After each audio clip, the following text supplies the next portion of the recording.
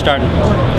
Hey everyone, Tim here from QBKing77.com, here with the Huawei Ascend D2, one of their new phones. They haven't come out with them yet. They're actually supposed to be launched next month, which would be February, so looking forward to that. If we wanted to go ahead and take a quick closer look to it, I did have a review on their other device, the Ascend Mate, which is actually a 6-inch display. This one is a 5-inch 1920 by 1080 IPS Plus display, Super Retina LCD, so I'm actually very impressed with the screen. It looks great, looking at various things such as images and such, so Huawei's done a great job with that. They're actually, when I said they were going to release it next February, that was going to be in China only, so hopefully if you're looking to buy it in a different country, that it will come to that soon.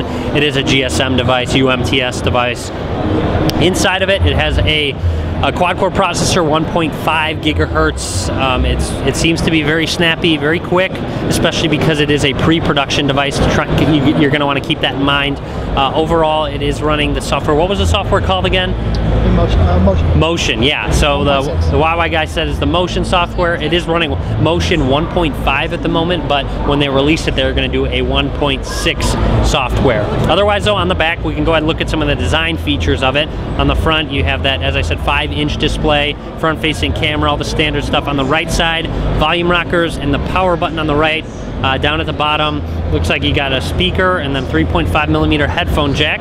On the back, 13 megapixel rear camera that does shoot in 1080p. It's a very smooth feel to it. It does have a kind of a rounded look to it, so you got more of a round to it. On the left side, there's absolutely nothing. No buttons, nothing. Up at the top, I believe you have a micro SIM card slot as well. So that's just about it for design. Overall weight is pretty standard. It's not necessarily light. It's not necessarily heavy. It's pretty standard. Otherwise, though, thickness, pretty standard as well. Nothing revolutionary when it comes to weight and thickness. Otherwise, though, we can go ahead and unlock it. You'll see lock screen. You can directly go to messaging, like I just did there. You can also go directly to the dialer or just swipe down or up to unlock. So you have those various options there. You see a keyboard here. Very standard keyboard. It's got spell check, all that good stuff. You can swipe over, actually, somehow. How did you do that? Just swiped. Yeah. Well, there was a way where you could swipe over. Oh, I see. It was probably when you were up here. Yeah. So when you have an option to input numbers, you can actually swipe over and it takes you to the number pad here. So that's something I wanted to kind of keep a note of. For some reason, when you're down here, it doesn't let you switch over. I'm not exactly sure why, if they meant to do that. If not, hopefully it does get fixed when they actually release this device. So that's just something I want to make a note of. Otherwise, though, a very interesting overlay that I was talking about. Everyone that I talk to that's familiar with flashing a custom ROM says it reminds them of the MyUI ROM, which is exactly what I thought. Just the look to it, everything like that. You have no app drawer whatsoever with the home launcher. It's just straight up applications all on the home screen. You also have, of course, the Play Store. It is running Android. We can go ahead and go into settings real quick. Scroll down, about phone. You have 4.1.2 right now, so not on the latest variant, latest being 4.2.1. It even does mention the resolution 1080 by 1920 there. I did want to make a note with this software. What's great, it does have on-screen buttons, no capacitive buttons down at the bottom, but you can minimize those on-screen buttons so it utilizes the entire 5-inch screen.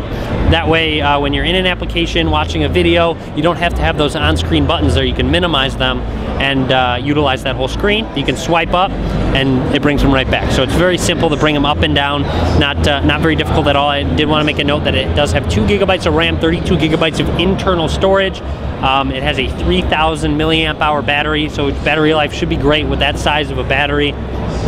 Overall, though, feels very smooth.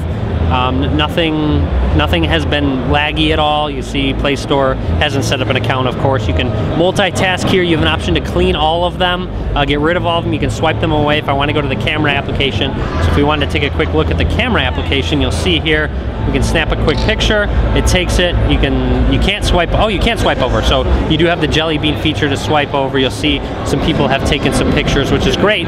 So there's that option. Of course, video recording as well. So overall, the cameras seem just fine. it's difficult to measure camera quality just by this, due to the fact that we haven't seen the images on the computer when they finally upload. But otherwise, just a quick overlook at the Huawei Ascend D2. Look forward to it next month, coming out in China. If you have any questions, feel free to ask. I'll probably make an article about it, post some full specs in the description of the video, or I'll link to it at cubicking77.com. But let me know what you think. Be sure to leave a comment. Be sure to subscribe as well. Follow me on Facebook, Twitter, and Google+. As always, thanks for watching. Be sure to give this video a thumbs up.